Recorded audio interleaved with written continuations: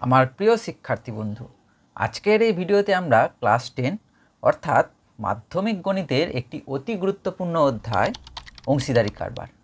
এই অধ্যায়টির অর্থাৎ কোষে দেখি 14-র 13 দাগ থেকে শুরু করে প্রত্যেকটি অঙ্কের সহজভাবে ব্যাখ্যা সহ কীভাবে করতে হবে সেটি আমরা আজকের এই ভিডিওতে দেখব। এর আগের কয়েকটি ভিডিওতে আমরা অধ্যায়টি সম্পর্কে সামগ্রিক ধারণা এবং কোষে দেখি 14-র 1-এর দাগ থেকে শুরু করে 12-র দাগ অবধি প্রত্যেকটি প্রশ্নের সহজভাবে উত্তর কিভাবে করতে হয় সেগুলি আমরা দেখেছি। সেই ভিডিওগুলির লিঙ্ক আমি ডেসক্রিপশনে দিয়ে রাখবো, তোমাদের প্রয়োজন হলে তোমরা সেখান থেকে গিয়ে দেখে নিতে পারবে। তো চলো বন্ধু, শুরু করা যাক আজকের এই ভিডিওটি। তো চলো বন্ধু, দেখে নেওয়া যাক 13-র দাগের অঙ্কটি কী বলছে। 13-র দাগের অঙ্কটি বলছে, কুমারটুলির 3 মৃৎশিল্পী একটি সমবায় ব্যাংক থেকে যৌথভাবে 1 লাখ টাকা ধার করে মৃৎশিল্পের একটি কারখানা স্থাপন করেন। তারা এই চুক্তি করেন যে প্রতি বছর ব্যাংকের কিস্তি 28,100 টাকা দেওয়ার পর বাকি লাভের অর্ধেক কাজের দিনের অনুপাতে এবং বাকি অর্ধেক তারা সমান ভাগে ভাগ করে নেবেন। গত বছর তারা যথাক্রমে 300 দিন, 275 দিন এবং 350 দিন কাজ করেছেন এবং মোট লাভের 1,39,100 টাকা, মোট লাভ হয়েছে কত টাকা? 1,39,100 টাকা। এখন বলছে কে কত টাকা পেয়েছিলেন হিসাব করে দেখি। তো বন্ধু, এখানে প্রথমে আমরা অঙ্কটি সংক্ষেপে বুঝে নেব, তারপরে সবিস্তারে আমরা করব। বেশ, তো বন্ধু আমরা দেখলাম যে এক্ষেত্রে মোট লাভ হয়েছে 1,39,100 টাকা। বেশ, এই 1,39,100 টাকা মোট লাভ হয়েছে। সেখান থেকে কি করতে হবে না, সেখান থেকে ব্যাংকে যে টাকার ধার নিয়েছিল তার জন্য প্রতি বছরের কিস্তি হচ্ছে 28,100 টাকা। তাহলে এটা যদি আমরা বাদ দিই তাহলে পরে দাঁড়াচ্ছে কত না, 1,11,000 টাকা বিয়োগ করলে দাঁড়াচ্ছে 1,11,000 টাকা। এই টাকাটা তাহলে তারা কি বলেছে না, এই টাকাটা যে বাকি লাভটা দাঁড়ালো ব্যাংকের কিস্তি শোধ করার পর, এই টাকাটা বলেছে তারা সমান দুভাগে ভাগ করবে। তাহলে সমান দুভাগে ভাগ করলে অর্থাৎ 2 দিয়ে এই টাকাটাকে ভাগ করলে কত দাঁড়াচ্ছে বন্ধু না, দাঁড়াচ্ছে 55,500 টাকা। তাহলে 55,500 টাকা, আবার এদিকেও কত পেলাম, 55,500 টাকা। তাহলে দুভাগে ভাগ করে নিলাম টাকাটাকে। বলছে যে এই দুভাগে ভাগ করার পর একটা ভাগ তারা কি করবে না, সমান, এখান থেকে তারা সমানভাবে পাবে। মানে একে 3 দিয়ে ভাগ করলে প্রত্যেককে কত করে পাবে বন্ধু, 3 বন্ধু অর্থাৎ 3 মৃৎশিল্পী প্রত্যেকে পাবে। একে 3 দিয়ে যদি সমান ভাগে ভাগ করছি মানে 3 জন আছে, অর্থাৎ 3 দিয়ে ভাগ করলে প্রত্যেকে পাবে 18,500 টাকা করে, প্রত্যেকে পাবে এটা। বেশ, আর এই টাকাটা মানে একটা অর্ধেক গেল হচ্ছে সমান ভাগে, আর আরেকটা অর্ধেক তারা কি করবে, কাজের অনুপাতে। আরেকটা অর্ধেক কি অনুপাতে ভাগ হবে বন্ধু না, কাজের অনুপাতে। কাজের অনুপাতে বলতে কাজের দিনের অনুপাতে, দিনের অনুপাতে। এবার তাহলে এখান থেকে এই 18,500 টাকা পেয়েছে, আর এখান থেকে যত টাকা পাবে সেই দুটোকে যোগ করে তাহলে প্রথম মৃৎশিল্পীর মোট লাভ পাওয়া যাবে, একইভাবে দ্বিতীয় এবং একইভাবে তৃতীয় মৃৎশিল্পীর মোট কত পরিমাণ লাভ পাওয়া গেল সেটা জানা যাবে, অর্থাৎ কে কত টাকা পেল সেটা আমরা পেয়ে যাব। তাহলে এই গেল পুরো বিষয়টা। বেশ, তাহলে এই পেন্সিলে যেটা করলাম বন্ধু, এটা শুধুমাত্র তোমাদের বোঝানোর জন্য, এটা কিন্তু তোমাদের অঙ্কটি করার সময় করার দরকার নেই। তাহলে এখন কি লিখব, যে 3 জন মৃৎশিল্পীর মোট লাভ। তাহলে আমরা লিখে নিচ্ছি যে 3 জন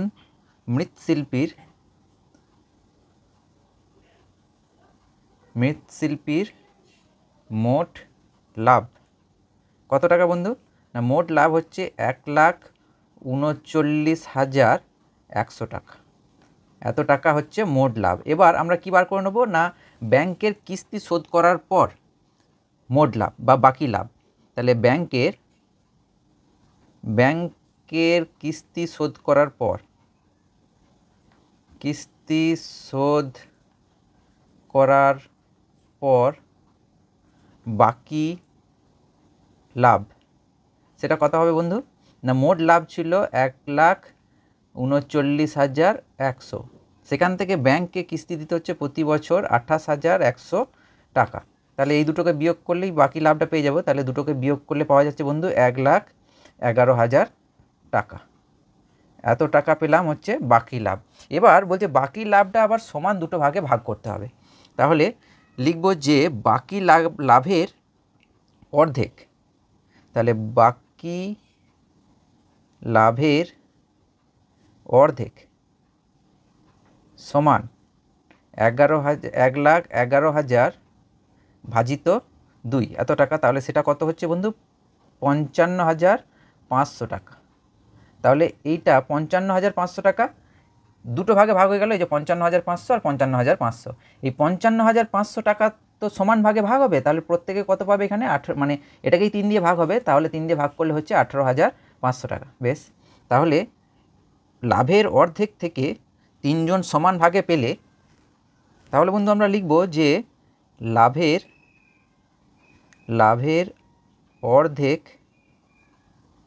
লাভের মানে হচ্ছে বাকি লাভের, তাহলে বাকি এই যে বাকি লাভ যেটা বার করছিলাম, বাকি লাভের অর্ধেক থেকে 3 জন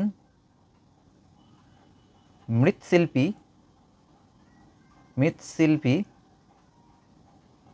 সমানভাবে প্রত্যেকে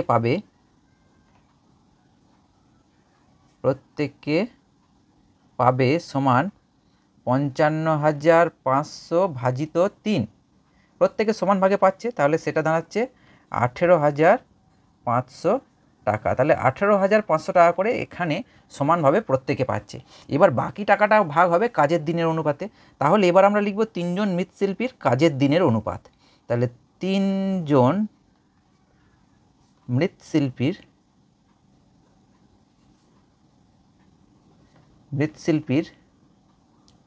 কাজের দিনের অনুপাত সমান কত বন্ধু? না 300:275:350। তো সবার শেষে 0 বা 5 আছে, তার মানে আমি বুঝতে পারছি যে প্রত্যেককে 5 দিয়ে কাটাকাটি যাবে। তাহলে 5 দিয়ে যদি কাটাকাটি যায় বন্ধু, তাহলে 5 দিয়ে কাটলে হবে 60, এটা হবে 55 5 দিয়ে কাটলে, আর এটা হবে 70। বেশ, আবারও 5 দিয়ে কাটাকাটি যাবে, তাহলে হচ্ছে 5 12 60, 5 11 55, আর 5 14 70, আর কিন্তু কাটাকাটি যাবে না। তাহলে আমরা কি পেয়ে গেলাম? কাজের দিনের অনুপাতটা পেয়ে গেলাম। এবার কাজের দিনের অনুপাতে কত টাকা আছে? 55,500 টাকা। এই 55,500 টাকাটা কাজের দিনের অনুপাতে ভাগ হবে। তাহলে এবার আমরা লিখব বন্ধু, যে লাভের 55,500 টাকা কাজের দিনের অনুপাতে প্রথম মৃৎশিল্পী পাবে সমান 55,500, এটা হচ্ছে লাভের পরিমাণটা, ইন্টু প্রথম জন মানে হচ্ছে 12/3-এর যোগফল। 3-টের যোগফল কত হচ্ছে বন্ধু? 12 আর 11 হচ্ছে 23, 23 আর 14 হচ্ছে 37। তাহলে 37 দিয়ে 55,500কে কাটতে হবে। তাহলে 37 দিয়ে যদি আমরা 55,500কে কাটি, তাহলে পাবো বন্ধু 150। তোমরা কাটাকাটিটা করে দেখে নেবে, এটা কাটলে কত পাবো? 150। তাহলে এবার 150কে যদি আমরা 12 দিয়ে গুণ করি, তাহলে সেটা পাচ্ছি 18,000 টাকা। বেশ বন্ধু, এটা 150 নয়, এটা হবে 1,500। মানে 37 দিয়ে 555কে কাটলে হয় 15, আর তার পিঠে দুটো শূন্য বসে যাবে। তাহলে 1,500 × 12 মানে হচ্ছে 18,000। তাহলে প্রথম মৃৎশিল্পী পেল 18,000 টাকা। একইভাবে দ্বিতীয় এবং তৃতীয় মৃৎশিল্পী কত পাবে এটা আমরা দেখব। তাহলে বন্ধু এবার আমরা দেখব দ্বিতীয় মৃৎশিল্পী কত পাবে। তাহলে দ্বিতীয় মৃৎশিল্পী পাবে সমান হচ্ছে 55,500 গণিত দ্বিতীয়টার ক্ষেত্রে হবে 11/37। তাহলে ওই 37 দিয়ে কাটলে হবে 1,500 × 11, মানে হচ্ছে কত হচ্ছে বন্ধু? একে যদি 11 দিয়ে গুণ করি, তাহলে এটা আমি পাবো 16,500 টাকা। বেশ, এবার আমরা বার করব তৃতীয় মৃৎশিল্পী কত পাবে। তাহলে এবার আমরা দেখব যে তৃতীয় মৃৎশিল্পী পাবে সমান হচ্ছে 55,500 গণিত তৃতীয় জনের ক্ষেত্রে হবে 14/37, তাই 37 দিয়ে কেটে গেলে এটা হলো 1,500 গণিত 14 মানে হচ্ছে কত বন্ধু? 1,500 গণিত 14 মানে হচ্ছে 21,000 টাকা। তাহলে এবার প্রত্যেকে কত করে পেয়ে আছে? প্রত্যেকে পেয়ে আছে 18,500 টাকা করে। তাহলে প্রত্যেকে মোট পেল এইটা, মানে প্রথম জন মোট কত পাবে? 18,500 যোগ 18,000। তাহলে এবার আমরা লিখব যে প্রথম মৃৎশিল্পী মোট পাবে, অতএব প্রথম মৃৎশিল্পী মোট পাবে সমান 18,500 যুক্ত 18,000 এত টাকা। তাহলে এই দুটিকে যোগ করলে কত হচ্ছে বন্ধু? 36,500। তাহলে প্রথম মৃৎশিল্পী পেল 36,500 টাকা। এবার লিখব দ্বিতীয় মৃৎশিল্পী পাবে, দ্বিতীয়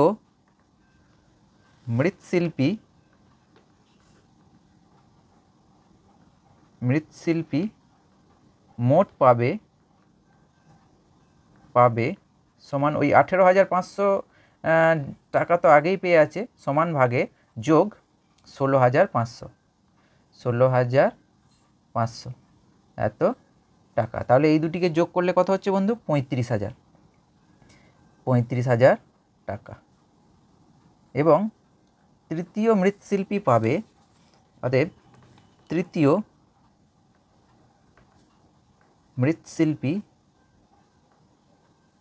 মৃৎশিল্পী মোট পাবে সমান 18,500 টাকা যোগ তৃতীয় জন পেয়েছে 21,000 টাকা, তাহলে 21,000 টাকা। তাহলে এই দুটিকে যোগ করলে কত দাঁড়াচ্ছে বন্ধু? 39,500 টাকা। তাহলে এই তিনটে হলো উত্তর, মানে এখানে যেটা চেয়েছিল যে কে কত টাকা পাবে, তাহলে এই তিনটে হলো উত্তর। বেশ, এবার আমরা দেখব 14 দাগের অঙ্কটি। বন্ধু 14 দাগের অঙ্কটি বলছে দুই বন্ধু যথাক্রমে 40,000 টাকা ও 50,000 টাকা দিয়ে একটি যৌথ ব্যবসা শুরু করেন।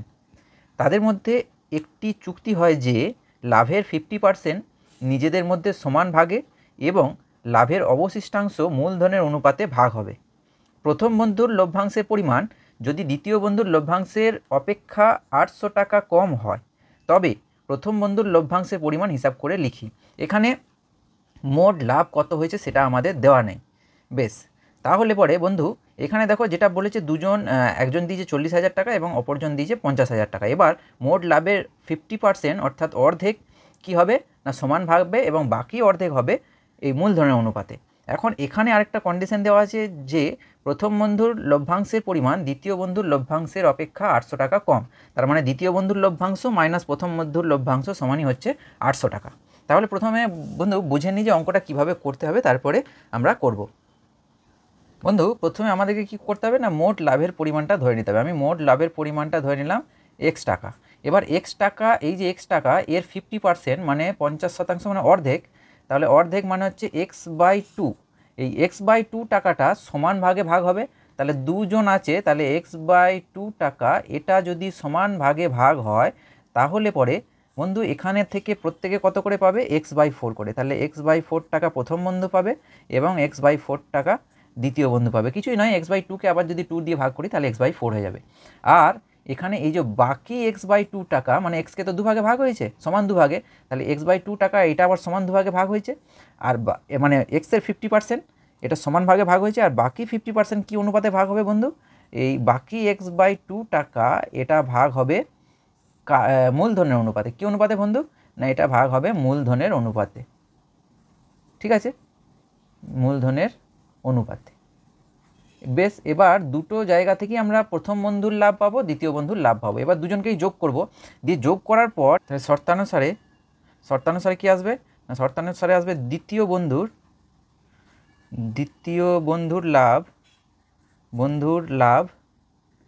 লাভ মাইনাস প্রথম বন্ধুর লাভ সমানই হচ্ছে 800 টাকা। তো এই শর্তানুসারে থেকে আমার কার মান পেয়ে যাব, এক্সের মান। তো এক্সের মান যদি আমরা পেয়ে যাই তাহলে এখানে যেটা বার করতে দিয়েছে প্রথম বন্ধুর লাভ, তাহলে সেটা সহজেই আমরা পেয়ে যাব। তাহলে এই শর্তানুসারে এটাকে আমাকে কাজে লাগাতে হবে।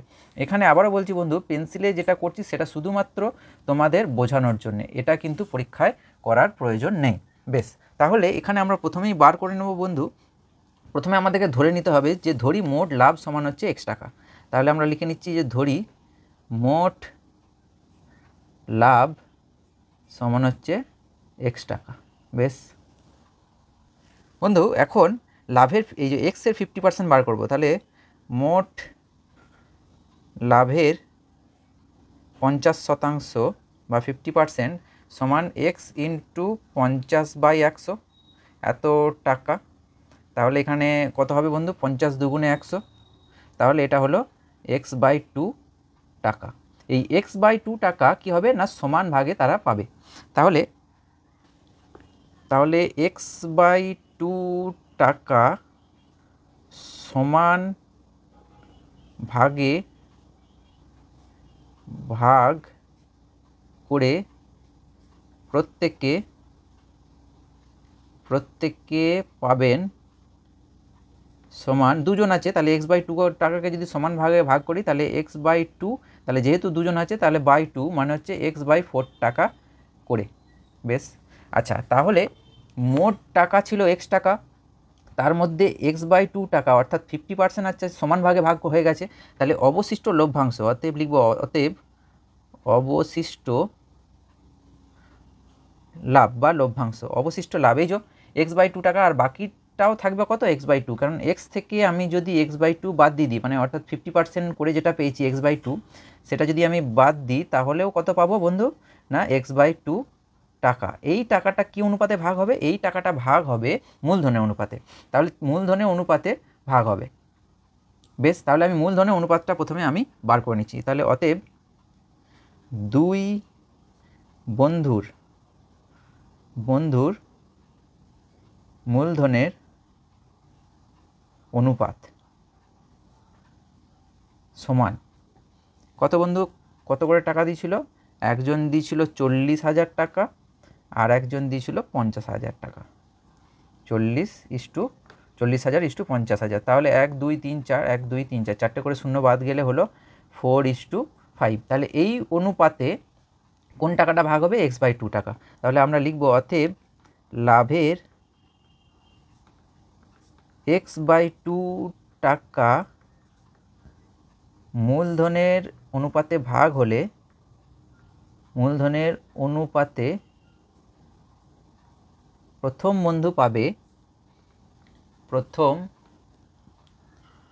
বন্ধু পাবে সমান এই যে x/2 টাকা ইন্টু 4/2 যোগফল 4 আর 5 9 এত টাকা। তাহলে এখান থেকে দেখো বন্ধু 2 দুগুণে 4, মানে কেটে গেল 2 দিয়ে, তার মানে এটা হলো 2x/9 টাকা।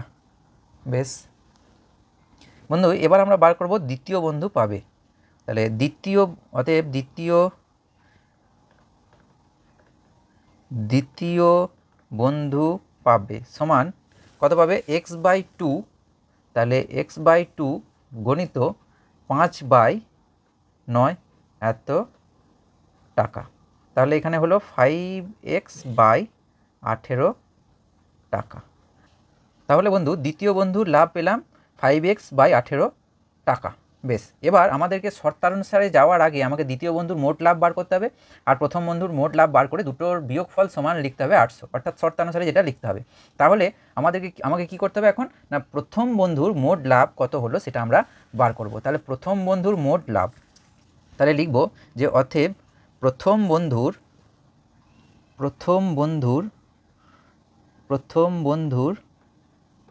মোট লাভ সমান হচ্ছে কত, প্রথম বন্ধুর মোট লাভ বলতে প্রথম বন্ধু সমান ভাগে পেয়েছিল কত না, সমান ভাগে পেয়েছিল 4x, মানে x/4 টাকা, আর দ্বিতীয় বন্ধু সমান ভাগে পেয়েছিল কত x/4 টাকা। আর প্রথম বন্ধু মূলধনের অনুপাতে পেয়েছে কত না 2x/9 টাকা। আর দ্বিতীয় বন্ধু মূলধনের অনুপাতে কত পেয়েছে না দ্বিতীয় বন্ধু মূলধনের অনুপাতে পেয়েছে 5x/18 টাকা। তাহলে প্রথম বন্ধুর মোট লাভ হবে কত হবে x/4 যোগ এখানে হবে 2x/9 এত টাকা। বেশ, তাহলে এই দুটোকে যদি আমরা লসাগু করি তাহলে লসাগু কত হবে বন্ধু 4 আর 9, এই দুটোর লসাগু হবে 36। বেশ, তাহলে 36কে 4 দিয়ে ভাগ করলে 9 হয়, তাহলে এখানটা হবে 9x যোগ 36কে যদি 9 দিয়ে ভাগ করি 4 হবে, তাহলে 4 দুগুণে 8x। তাহলে এইটা সমান ওপরটা হলো 17x/36 এত টাকা। তাহলে প্রথম বন্ধুর মোট লাভ পেলাম 17x/36 টাকা। বন্ধু এবার আমরা বার করব দ্বিতীয় বন্ধুর মোট লাভ। তাহলে দ্বিতীয় বন্ধুর মোট লাভ বার করার জন্যে আমরা কি করব যে দ্বিতীয় বন্ধুর মোট লাভ, তাহলে দ্বিতীয় বন্ধুও সমান ভাগে পেয়েছে x/4 টাকা প্লাস এখানে মূলধনের অনুপাতে পেয়েছে 5x/18 এত টাকা। তাহলে এই দুটোকে যদি আমরা যোগ করি 4 আর 18 লসাগু হচ্ছে 36। তাহলে 36কে যদি 4 দিয়ে ভাগ করি তাহলে এটা হলো 9x যোগ 18 দুগুণে 36, তাহলে 5 দুগুণে 10 10x, তাহলে এটা হলো 19x/36 এত টাকা।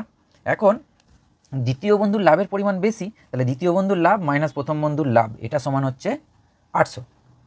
তাহলে শর্তানুসারে আমরা লিখতে পারি দ্বিতীয় বন্ধুর লাভ মানে হচ্ছে 19x/36 মাইনাস প্রথম বন্ধুর লাভ অর্থাৎ 17x/36 সমান হচ্ছে 800। এটা হচ্ছে শর্তানুসারে। তাহলে এখান থেকে আমাদের কি হলো না 36 লসাগু হলো, তাহলে এখানটা হলো 19x মাইনাস 17x সমান হচ্ছে 800। তাহলে 36টাও দিয়ে গুণ হয়ে যাবে, তাহলে আমরা পাবো 2x সমান হচ্ছে 800 গণিত 36। তাহলে এখান থেকে আমরা x এর মান কত পেলাম বন্ধু 800 গণিত 36 মানে 2 দিয়ে ভাগ হয়ে যাবে, তাহলে 400 × 36, তাহলে 400 × 36 মানে হচ্ছে 14,400 মানে এই 2 দিয়ে ভাগ হয়ে যাবে, 800কে 2 দিয়ে ভাগ করে দিলে 400, তাহলে 400 × 36 মানে হচ্ছে 14,400। তাহলে মোট লাভটা পেয়ে গেলাম 14,400। আমাকে বার করতে বলেছে যে কী বার করতে বলেছে বন্ধু না প্রথম বন্ধুর লভ্যাংশের পরিমাণ। তাহলে আমরা এবার লিখে দেব যে অতএব প্রথম বন্ধুর লভ্যাংশ সেটা কত?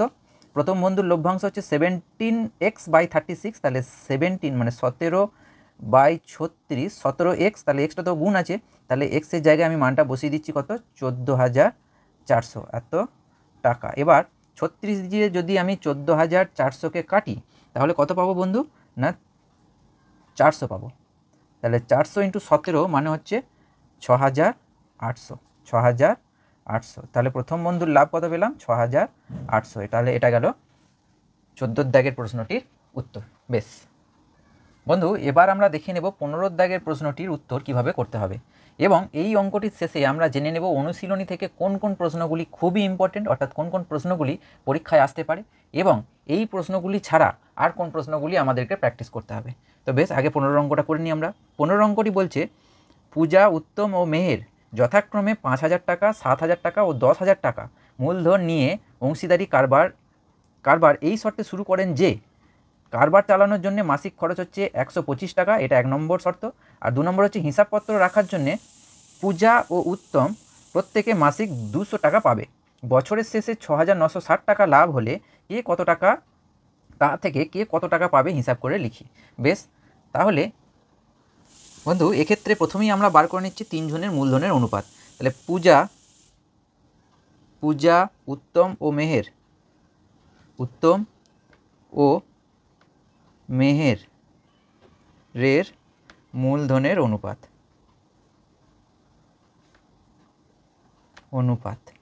সেটা সমান কত হবে বন্ধু না প্রথম জন অর্থাৎ পূজা দিয়েছিল 5,000 টাকা, উত্তম দিয়েছিল 7,000 টাকা, আর মেহের দিয়েছে 10,000 টাকা।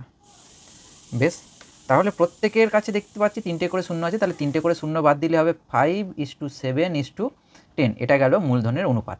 এবার এই যে অংশীদারি কারবার এটা চালানোর জন্য বলছে মাসিক খরচ 125 টাকা, তাহলে বছরে কত টাকা খরচ হবে 125 × 12,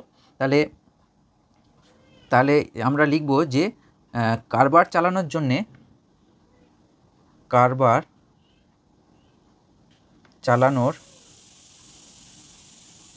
চালানোর জন্য বছরে খরচ সমান হচ্ছে 125 × 12 এত টাকা। তাহলে 125কে যদি আমরা 12 দিয়ে গুণ করি তাহলে সেটা হচ্ছে 1500 টাকা। আবার হিসাবপত্র রাখার জন্যে পূজা ও উত্তম প্রত্যেকে মাসিক 200 টাকা করে পায়। তাহলে হিসাবপত্র রাখার জন্য পূজা ও উত্তম প্রত্যেককে বছরে পাবে সমান 200 টাকা করে মাসে, তার মানে 200 × 12 এটা এত টাকা। তাহলে 12 দুগুণে 24 মানে 2400 টাকা প্রত্যেকে পাবে। তাহলে এই যে অংশীদারি কারবার এটা চালানোর জন্য মোট খরচ কত? অতএব কারবার চালানোর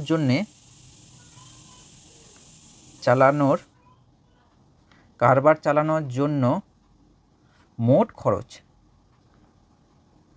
খরচ সমান, দেখো বন্ধু এই 1500 টাকা এইটা হচ্ছে কারবার চালানোর জন্য মাসিক খরচ। তাহলে 1500 বছরে খরচ হচ্ছে 1500 টাকা। এটা বছরে এই যে 125 টাকা করে মাসে, তার মানে বছরে হচ্ছে 1500 টাকা। আর হিসাবপত্র রাখার জন্য প্রত্যেককে পূজা ও উত্তম প্রত্যেককে কত করে দিতে হচ্ছে? 2400 টাকা। তাহলে পূজাও পাবে 2400 আর উত্তমও পাবে 2400। তাহলে এই টাকাটা হচ্ছে লাভটা তো যেটা হলো সেখান থেকে আগে এই হিসাবটা মিটিয়ে দিতে হবে, তারপরে যেটা লাভ পড়ে থাকবে সেটা মূলধনের অনুপাতে ভাগ হবে। তাহলে এখান থেকে মোট কত টাকা আমরা দেখতে পাচ্ছি না 6300 টাকা শুধুমাত্র কারবারটা চালানোর জন্য খরচ। তাহলে আমরা লিখব অতএব খরচ বাদে লাভ। মোট লাভ হয়েছিল কত বন্ধু না 6960 টাকা। 6960 টাকা, সেখান থেকে খরচ হয়ে গেছে 6300 টাকা। তাহলে লাভ কত পড়ে থাকছে? এই খরচ খরচা বাদে লাভ পড়ে থাকছে বন্ধু 660 টাকা লাভ পড়ে থাকছে, মাত্র 660 টাকা লাভ পড়ে থাকছে। এই 660 টাকাটা কি অনুপাতে ভাগ হবে না মূলধনের অনুপাতে ভাগ হবে। বেশ, তাহলে বন্ধু এবার আমরা লিখব যে লাভের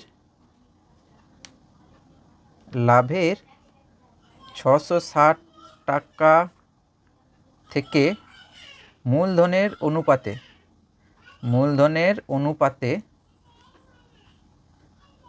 প্রথমে কে পাবে বন্ধু? পূজা পাবে। কত পাবে না 660 টাকা লাভ পড়ে আছে, তো মূলধনের অনুপাতে পাবে, মানে মূলধনের অনুপাত কত? 5:7:10। তাহলে 5/3 যোগফল মানে 5 আর সাথে 12 আর 10 22। বেশ, তাহলে এখানে আমরা পাচ্ছি 660 × 5/22। তাহলে 22 দিয়ে কাটলে এটা কত হচ্ছে বন্ধু? 3/22 হচ্ছে 66, মানে 30 হবে। তাহলে 5×3 = 15 মানে 150 টাকা। 150 টাকা কে পেল না? এটা পেল পূজা। বেশ বন্ধু, এবার আমরা বার করব যে উত্তম কত পাবে। উত্তম পাবে মূলধনের অনুপাতে পাচ্ছে এগুলো সব। তাহলে হচ্ছে 660 টাকা ইন্টু উত্তমের ক্ষেত্রে আমি দেখতে পাচ্ছি যে 7, তাহলে 7/22। তাহলে 660 × 7/22 এত, মানে হচ্ছে এখানেও কেটে গেলে হলো 30, 3 × 7 = 21 মানে 210 টাকা। আর উত্তম পেয়ে গেল। এবার মেহের পাবে সমান 660 গণিত মেহেরের ক্ষেত্রে কত বন্ধু? মেহেরের ক্ষেত্রে 10/3 যোগফল মানে 22। তাহলে এটা হবে 10/3 যোগফল মানে 22। তাহলে 22 দিয়ে কেটে গেলে এটা হলো 30। তাহলে 30 × 10 মানে হচ্ছে 300 টাকা। এখন দেখো বন্ধু, এখানে পূজা এই টাকাটা ছাড়াও আরেকটা টাকা পেয়েছে। কোন টাকাটা না? এই যে হিসাবপত্র রাখার জন্যে পূজা আর উত্তম দুজনেই কত টাকা করে পেয়েছে? 2400 টাকা। তাহলে পূজা মোট পাবে 2400 যোগ 150। তাহলে লিখব যে পূজা মোট পাবে, তাহলে অতএব পূজা মোট পাবে সমান 2400 যোগ 150 এত টাকা। এই দুটোকে যোগ করলে কত হচ্ছে বন্ধু না? এই দুটোকে যোগ করলে হচ্ছে 2500 50 টাকা, এটা পেল পূজা। এরপরে উত্তম পাবে, তাহলে লিখব যে উত্তম পাবে, অতএব উত্তম মোট পাবে, মোট পাবে। উত্তমও কিন্তু হিসাবপত্র রাখার জন্যে, এই যে বন্ধু বছরে কত টাকা পেয়েছে, উত্তমও কিন্তু হিসাবপত্র রাখার জন্য বছরে পাবে 2400 টাকা। আর মূলধনের অনুপাতে পেয়েছে কত না 210 টাকা, তাহলে 2400 যোগ 210 এত টাকা। তাহলে দুটোকে যোগ করলে কত পাচ্ছি বন্ধু, না দুটোকে যোগ করলে পাচ্ছি 2610 টাকা। আর মেহের মোট পাবে, অতএব মেহের মোট পাবে। আচ্ছা, মেহের কিন্তু এই শুধুমাত্র এই মূলধনের অনুপাতেই পাবে, কারণ সে আর কোনো কাজের সঙ্গে মানে কারবারের কোনো কাজের সঙ্গে যুক্ত ছিল না। তাহলে সেক্ষেত্রে মেহের মোট পাচ্ছে এই মূলধনের অনুপাতে যেটা পেয়েছে 300 টাকা। বেশ, তাহলে এই তিনটে হলো পুনরুদ্যোগের প্রশ্নটির উত্তর। বেশ, তাহলে বন্ধু এখানে বলে রাখি, এই যে অঙ্কগুলির মধ্যে 8-এর দাগ থেকে 15-র দাগ অবধি প্রত্যেকটি প্রশ্নই কিন্তু ইম্পর্টেন্ট, কিন্তু 15-র দাগের প্রশ্নটি একটি স্টার দিয়েছি, কারণ এটা ইম্পর্টেন্ট তো বটেই, কিন্তু 15-র থেকেও বেশি ইম্পর্টেন্ট হচ্ছে 14, সেই জন্য 14টায় 2টি স্টার দেওয়া আছে। যেগুলিতে 2টি স্টার দেওয়া আছে, যেমন 14টা 12টা, এগুলিকে আমরা বারে বারে প্র্যাকটিস করব। এবং আগের পাতায় যদি আমরা লক্ষ্য করি, তাহলে আগের পাতায় বন্ধু এই যে 10-এরটা এবং 8-এরটা ডবল স্টার দেওয়া আছে, তাহলে এগুলিকে খুব ভালোভাবে প্র্যাকটিস করব। এবং তাছাড়াও 9-এরটা 11-টা, অর্থাৎ 8-এর দাগ থেকে প্রত্যেকটা প্রশ্নই কিন্তু খুবই ইম্পর্টেন্ট, এগুলিকে খুব ভালোভাবে প্র্যাকটিস করব 8 থেকে 15 অবধি। এবং তারও মাঝখানে এই 5-এর দাগের অঙ্কটিও কিন্তু আমরা প্র্যাকটিস করব। বেশ, এছাড়াও বন্ধু তোমাদের বইয়ে এই কোষে দেখি 14-র আগে যে প্রয়োগ আছে, তার মধ্যে 2টি প্রয়োগ, কোন 2টি প্রয়োগ, এই যে বন্ধু তোমাদের বইয়ে 201 নম্বর পাতায় প্রয়োগ নাম্বার 9, এটাকে খুব ভালোভাবে প্র্যাকটিস করব। এবং প্রয়োগ নাম্বার 11 এটাকেও কিন্তু খুব ভালোভাবে প্র্যাকটিস করব। এই 2টি প্রয়োগ কিন্তু তোমাদের খুব ভালোভাবে প্র্যাকটিস করে যেতে হবে। এবং তার সঙ্গে তো তোমরা কোষে দেখি 14-র যে অঙ্কগুলি ইম্পর্টেন্ট বললাম, এগুলিও তোমরা খুব ভালোভাবে প্র্যাকটিস করে যাবে। আশা রাখছি যে মাধ্যমিক পরীক্ষায় এবং মাধ্যমিকের টেস্টের পরীক্ষায় যে পরীক্ষায় অংশীদারি কারবার আছে, সেই অংশীদারি কারবারের এই যে অঙ্কগুলি আমরা করলাম এবং যেগুলি আমরা ইম্পর্টেন্ট বললাম বা জানলাম, সেগুলি থেকেই তোমরা কমন পাবে। তো এই অধ্যায়টি তোমরা খুব ভালোভাবে প্র্যাকটিস করে যাবে, কারণ এই অধ্যায়টি কিন্তু খুবই ইম্পর্টেন্ট। তো বন্ধু তোমাদের যে প্রশ্নগুলি ইম্পর্টেন্ট বললাম, অর্থাৎ কোষে দেখি থেকে এবং তার সঙ্গে প্রয়োগ, আশা রাখছি যে এর মধ্যেই তোমরা পরীক্ষায় কমন পাবে। প্রত্যেকটা অঙ্ক খুব ভালোভাবে প্র্যাকটিস করবে এবং যেগুলি ইম্পর্টেন্ট বললাম সেগুলিকে কিন্তু খুব গুরুত্ব সহকারে প্র্যাকটিস করবে। তো এছাড়াও তোমাদের যদি এই অধ্যায় থেকে কোনো রকম কোনো প্রশ্ন থাকে বা কোনো ডাউট থাকে, তোমরা অবশ্যই কমেন্টে জানাবে। আবার হাজির হব তোমাদের সামনে নেক্সট প্রশ্ন, অর্থাৎ সংক্ষিপ্ত এবং অতি সংক্ষিপ্ত প্রশ্নগুলি নিয়ে। ততক্ষণের জন্য খুব ভালো থেকো, খুব মন দিয়ে পড়াশোনা করো। Good bye.